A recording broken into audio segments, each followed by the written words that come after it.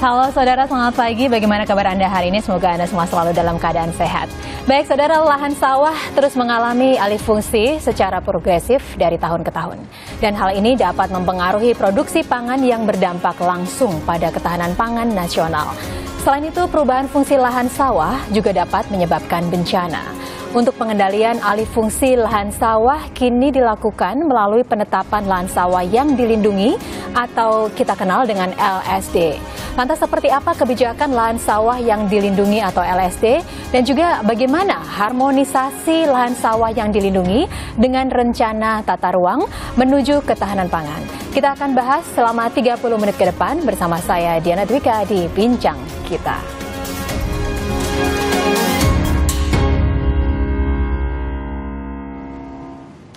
Baik, untuk membahasnya sudah hadir narasumber saya di studio. Yang pertama adalah Direktur Jenderal Pengendalian dan Penertiban Tanah dan Ruang Kementerian Agraria dan Tata Ruang atau ATR atau Badan Pertahanan Nasional BPN, Bapak Dr. Insinyur Budi Situmorang. Pak Budi, selamat pagi. Selamat pagi, sehat-sehat Bu ya Diana. Pak? Sehat-sehat, Bu. Baik, terima kasih banyak sudah meluangkan waktu untuk kami. Dan juga ada Deputi Bidang Koordinasi Pangan dan Agribisnis Kementerian Koordinator Bidang Perekonomian, ada Dr. Insinyur Musdalifah Mahmud. Bu Musdalifah, selamat pagi. Selamat pagi Mbak Diana. Sudah siap berbagi informasi untuk kami semua pastinya. Salah. Terima kasih banyak. Dan juga Direktur Jenderal Tata Ruang Kementerian Agraria dan Tata Ruang atau ATR atau Badan Pertahanan Nasional atau BPN, Bapak Insinyur Gabriel Triwibawa. Halo Pak, selamat pagi. Selamat pagi Mbak Diana. Bapak Ibu, ini semuanya topik yang sangat menarik sekali, pastinya dinantikan oleh masyarakat Indonesia. Pasti banyak sekali yang sudah mendengar begitu ya tentang LSD, lahan sawah yang dilindungi. Tapi sebelum kita berbicara lebih jauh lagi begitu ya, mungkin kita akan menyamakan persepsi, pemahaman terlebih dahulu. Saya ingin ke Pak Budi terlebih dahulu, mungkin bisa dijelaskan kepada pemirsa kita, LSD ini sebenarnya apa Pak? Lahan sawah dilindungi. Baik, jadi terima kasih Bu Diana, para pemirsa yang kami hormati, bahwa lahan sawah dilindungi ini merupakan kebijakan pemerintah. Jadi pemerintah ini bukan hanya pusat tetapi sampai kepada provinsi dan kabupaten kota untuk mengendalikan alih fungsi lahan yang memang tadi sudah disampaikan Bu Diana sangat pesat beberapa tahun terakhir ini. Sekaligus juga memenuhi kesediaan lahan untuk penyediaan pangan nasional kita. Nah, ini diatur di dalam Peraturan Presiden Nomor 59 Tahun 2019. Diawali dengan penetapan lahan sawah dilindungi. Kemudian nanti baru ada, ini dilakukan dengan berbagai kementerian, melakukan verifikasi data, kemudian juga melakukan suatu sinkronisasi. Kemudian kita tetapkan, setelah itu di dalam peraturan ini juga dikatakan perlu ada pelaksanaan pengendaliannya. Pelaksanaan pengendalian ini dilakukan adanya diintegrasikan dengan tata ruang. Istilah kami diintegrasikan, diharmoniskan dengan rencana tata ruang, sekaligus juga kalau memang ada perubahan penggunaan lahan, ini diberikan rekomendasi fleksibilitasnya. Nah, bagian yang kedua, yang ketiga adalah pemberdayaan. Bagaimana petani, disinilah insentif-disinsentif diatur nanti. Dan terakhir adalah pengawasan. Nah, di dalam bagian pengawasan menjadi sangat penting. Kalau tidak dilakukan oleh pemerintah daerah, akan dilakukan oleh pemerintah provinsi, kemudian secara bertahap dan berjenjang ke pemerintah pusat. Begitu, Bu. Iya, baik. Pak, ini sebenarnya kenapa sih sawah-sawah di Indonesia ini harus dilindungi begitu? Bahkan ada istilah harus diselamatkan. Sebenarnya faktanya apakah memang sedrastis itu penurunan lahan sawah di Indonesia, Pak Budi? Baik, Bu Diana. Jadi secara data yang kami dapat juga dari Menko Perekonomian, dari BPS, dalam tahun 2013 dan sampai 2019, alih fungsi lahan sawah terutama ini mencapai 110.000 hektar per tahun. Dan ini kalau kita biarkan, ini menjadi persoalan yang sangat berat bagi kita, kehilangan kesempatan kita untuk mendapatkan pangan kita secara domestik. Nah, hal ini kenapa? Ada beberapa peraturan undang-undang kita sebenarnya sudah lengkap. Undang-Undang 41 tahun 2009 tentang lahan pertanian pangan berkelanjutan atau LP2B ini sudah menetapkan sebenarnya supaya ditetapkan LP2B ini di dalam rencana tata ruang. Nah, persoalan kita adalah menetapkannya sebagian sudah, tetapi data spasialnya yang belum dapat, Ibu. Artinya petanya belum kita sepakati. Inilah salah satu yang mendasarkannya. Yang terakhir adalah secara keruangan, penekanan yang paling penting sekarang adalah di daerah perkotaan dan pinggiran kota kita ini, Bapak Ibu. ini sedang banyak sekali tekanan yang sangat besar karena pertumbuhan ekonomi dan laju pertumbuhan penduduk juga, Bu Musdalifah. Ini menjadi yang perlu kita kontrol sama-sama.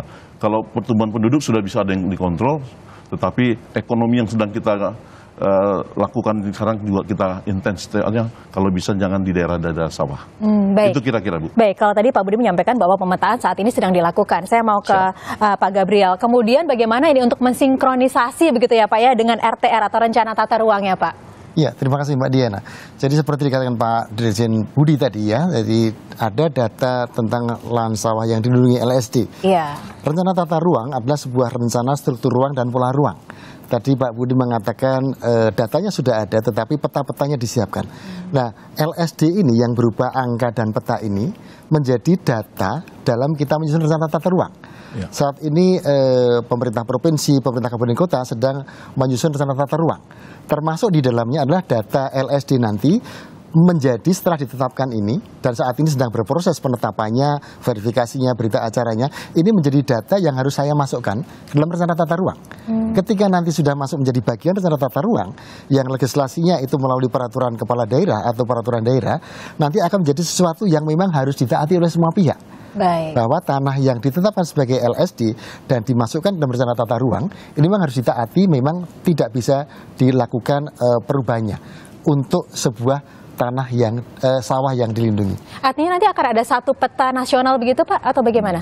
Peraturan daerah ini per daerah-daerah. Oh begitu, baik. Jadi setiap daerah mempunyai peraturan daerah tentang rencana tata ruang wilayah. Di dalamnya ada juga rencana detail tata ruang. Dan ini masing-masing daerah memiliki peta-peta sebagaimana yang datanya kita dapatkan dari tempatnya Pak Budi.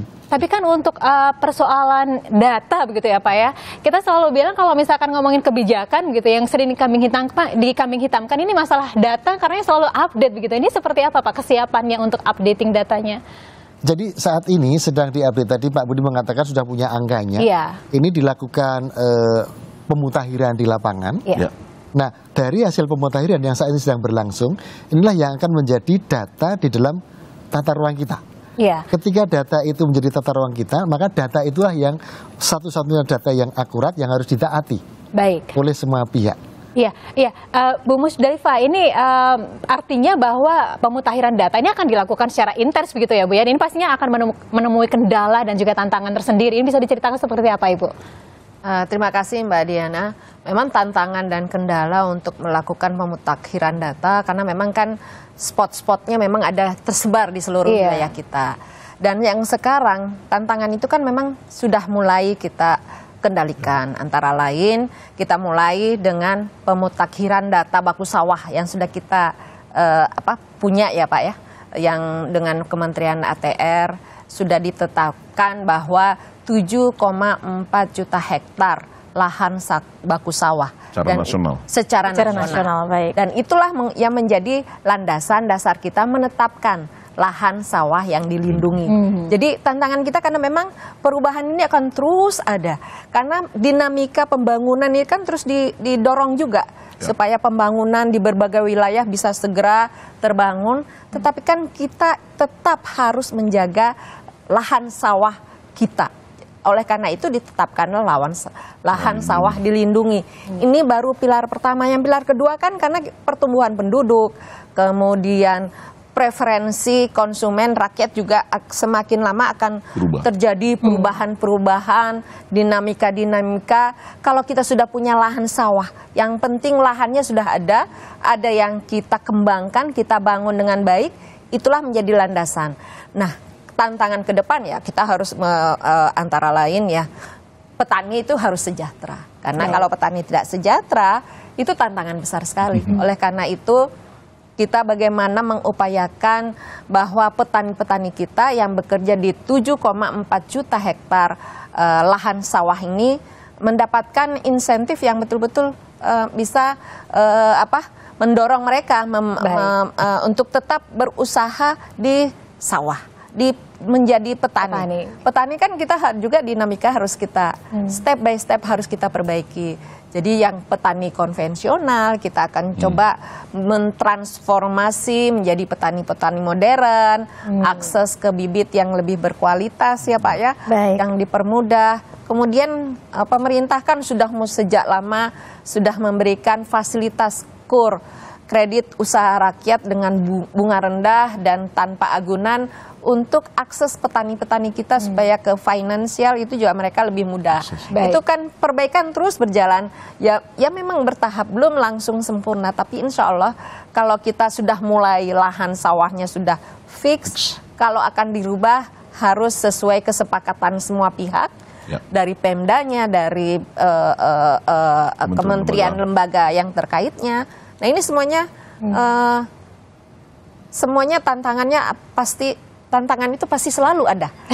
Apapun yang kita lakukan ada lagi tantangan yang baru. Benar. Jadi kita harus terus maju terus. Kita perlu melakukan intervensi yang baik, yang implementatif, kebijakan-kebijakan yang implementatif untuk petani-petani kita. Iya, yang pasti ini sekarang menjadi pertanyaan dari pemirsa kita. Lantas apa yang bisa mereka dapatkan? Tadi Ibu juga sudah menyampaikan ada insentif yang akan mereka terima. Tapi manfaat apa lagi nih yang akan mereka peroleh ketika lahan sawah yang mereka miliki akan menjadi LSD begitu? Dan juga bagaimana program ini bisa berkontribusi terhadap ketahanan pangan nasional? Kita akan bahas di segmen selanjutnya, Bapak Ibu. Saudara jangan kemana-mana. Bincang kita akan segera kembali sesaat lagi, tetaplah bersama kami.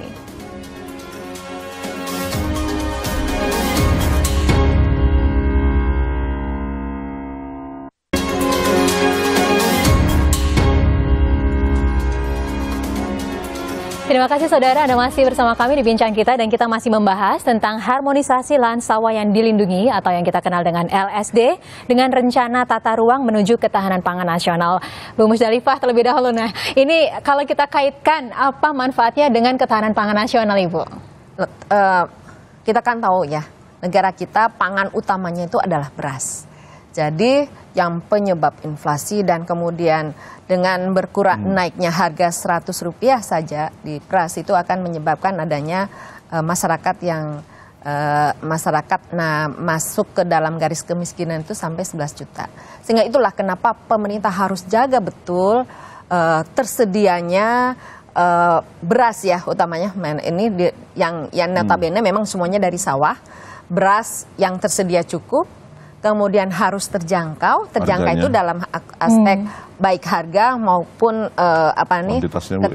kuantitas dan volumenya, volume dan kualitas.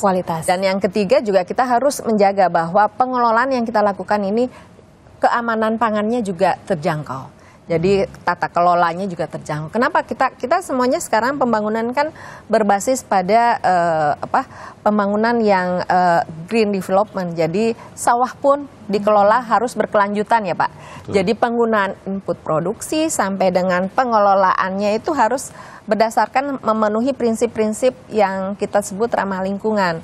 Oleh karena itulah berkelanjutannya itu kita tidak hanya jaga dari segi kuantitas tapi dari segi kualitas.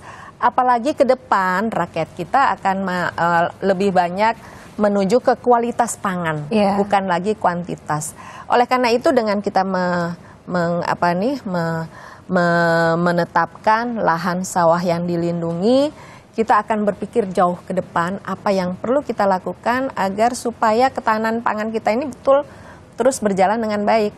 Kita tidak takut dengan peningkatan penduduk. Karena kita yakin input, teknologi, inovasi dan lain-lain itu akan kita kembangkan ya, akan kita terus dorong untuk diimplementasikan di petani. Belum lagi tata kelola kemudian kita kembangkan bentuk-bentuk petani tidak lagi bekerja sendiri tapi mungkin dengan berkorporasi membentuk usaha-usaha di lingkup pertanian. Sekarang kita sudah ada istilah korporasi petani, closed loop, kemudian klaster, itu semua bagian-bagian untuk meningkatkan efisiensi dan mendorong petani untuk meningkatkan nilai tambah dari hasil pertanian, hasil sawah yang selama ini mereka lakukan. Kemudian ini kan kita kembangkan mulai dari hulu sampai dengan hilir. Kalau di hilir e-commerce, digitalisasi marketing itu sudah mulai berjalan sekarang, Mbak. Iya, baik, ini artinya bahwa masyarakat di sini juga bisa, maksudnya masyarakat secara umum yang bukan petani, mereka juga akan terjamin akan mendapatkan hasil pertanian yang memiliki kuantitasnya cukup, kualitasnya juga terpenuhi begitu ya Bu ya, dengan sangat baik. Lantas yang pastinya masyarakat saat ini ingin ketahui Pak Budi, ini kriteria untuk menetapkan bahwa lahan ini adalah lahan sawah yang dilindungi, itu pastinya ada parameter-parameternya ya Pak ya? Ya, itu seperti apa Pak? Jadi baik Bu Diana, para pemirsa yang kami hormati ini, ada poin terpenting di dalam kriteria ini Bu. Iya. Sebenarnya yang terkait kepada tantangan tadi, yang mau saya sampaikan adalah sebelum sampai kepada kriteria, jangan dibenturkan antara penetapan lahan sawah yang dilindungi dengan keinginan membangun. Yang perlu dilakukan adalah diharmonisasikan. Kita bisa kok kalau kita mau lihat sawah, tetapi di sebelah sana itu adalah kegiatan misalnya pertanian, kemudian ada industri, perumahan yang tidak perlu harus dibenturkan dua aspek pembangunan ini. Kita perlu lahan sawah, kita perlu juga pembangunan. Nah, kalau dari itu kita bisa lihat nanti kriteria, kalau kita bisa bayangkan Bu, kriteria pertama adalah dia adalah sawah yang beririgasi premium. Ini mutlak. Karena dari teman-teman sumber daya air katakan irigasi premium itu adalah air yang dialirkan oleh irigasi dari sumber air yang utama Bu. Karena kalau ini terganggu, dia akan ke hilirnya akan terganggu. Karena kan sawah itu berjenjang dari hulu ke hilir Bu. Airnya dari sini. Kalau dari sumber air langsung masuk, ini mutlak tidak boleh sama sekali. Kalau ada pembangunan, kita harus lakukan pembongkaran. Yang kedua adalah beririgasi teknis. Kemudian dia tentunya lahan yang satu amparan ini punya indeks penanaman atau istilahnya berapa kali dalam 1 tahun, minimal 2 kali. Minimal 2 kali. Kemudian dia produktivitasnya itu the best Bu. Paling sedikit 4,5, bahkan ada banyak di daerah Jawa, kita 6-7 ton per hektar per panen. Nah ini pun harus kita seleksi kepada kondisinya, karena kebijakan ini baru pertama sekali terbit Bu. Kita harus lihat kondisi objektif di lapangan. Misalnya sudah ada izin walaupun sekarang masih sawah, sudah ada yang namanya pembangunan, masih urukan. Nah ini kita seleksi semua dalam rangka penetapannya.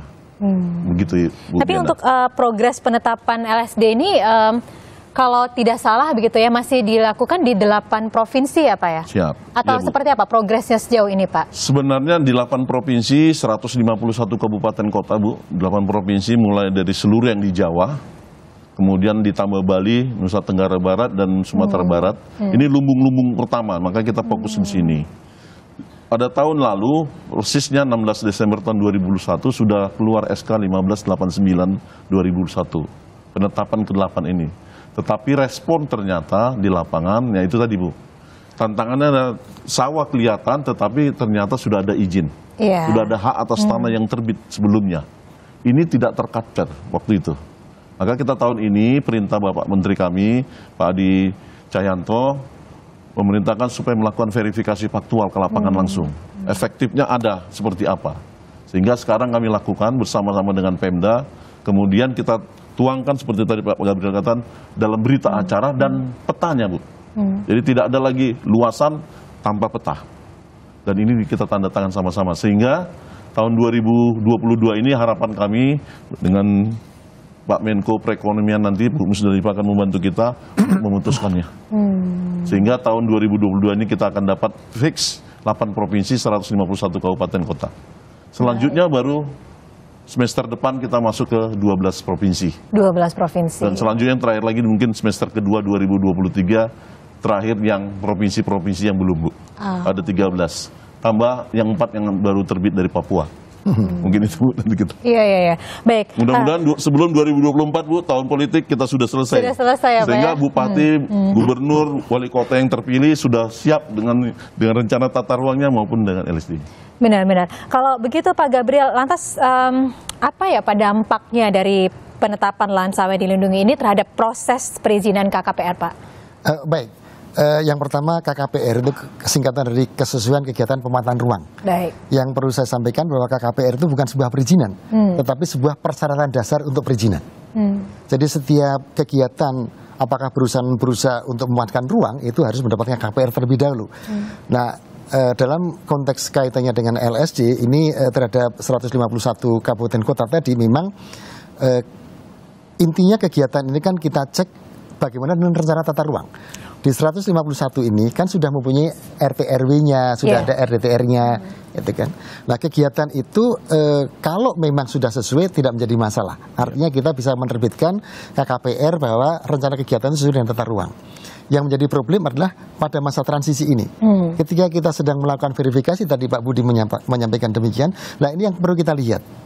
Apakah yang sedang dimohonkan KKPR-nya ini kita lihat dengan kriteria penetapan LSD tadi itu Mbak Diana. Baik. Ketika memang ini sudah inline, maka tidak menjadi masalah kita terbitkan. Tetapi ketika tidak inline, tidak sinkron gitu, kita mempunyai mekanisme apa yang disebut sebagai forum penataan ruang yang diatur dengan Peraturan Menteri Nomor 15 2021 yang kita perubahannya nomor 4 tahun 2022. Nah ini FPR ini nanti akan bisa mensidangkan, FPR itu di daerah ada akademisi, ada asosiasi profesi, ada pemerintah daerah, ini melakukan kajian, bagaimana ini kajiannya ini, apakah memang yang tidak sinkron tadi akan kita lanjutkan atau kita tolak kira-kira begitu. Nah kalau memang ini kita lanjutkan tetapi tidak sinkron tapi bisa kita lanjutkan, kita kirimkan ke pusat karena kita mempunyai Perpres 59 tahun 2019 di mana Menteri memberikan rekomendasi terhadap perubahan peruntukan lahan ini termasuk LSD ini. Jadi kira-kira mekanismenya demikian. Lantas bagaimana untuk perizinan, proses-proses perizinan di luar 151 kabupaten kota itu Pak? Oh kalau itu tidak menjadi masalah, KKPR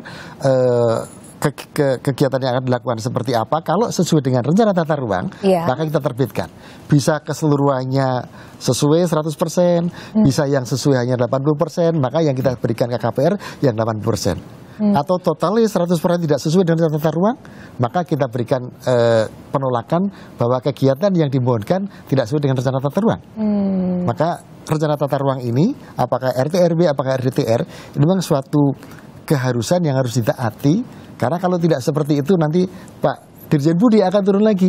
Dulu ada kegiatan yang tidak sesuai dengan tata ruang. Nah ini akan dilakukan pengendalian dan pengawasannya. Baik. Kira-kira begitu. Baik. Ya, ini masih banyak sekali yang akan kita ulas di segmen selanjutnya Bapak Ibu ya. Nanti kita akan lanjutkan kembali. Dan saudara jangan kemana-mana karena bincang kita akan segera kembali dengan bahasan ini tentang lahan sawah yang dilindungi. Tetaplah bersama kami akan kembali.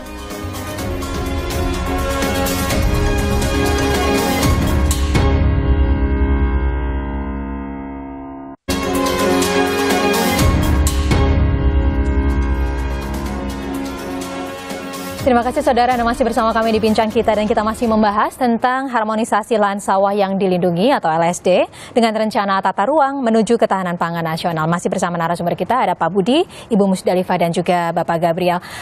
Baik, saya mungkin sebelum ke ini kira-kira pesan dan juga harapan dari masing-masing Bapak Ibu. Saya ingin ke Ibu Musdalifah terlebih dahulu. Ini kira-kira bagaimana untuk ini kan dilakukan di kabupaten kota. Bagaimana untuk bisa mensinkronkan dengan data pusat, Ibu?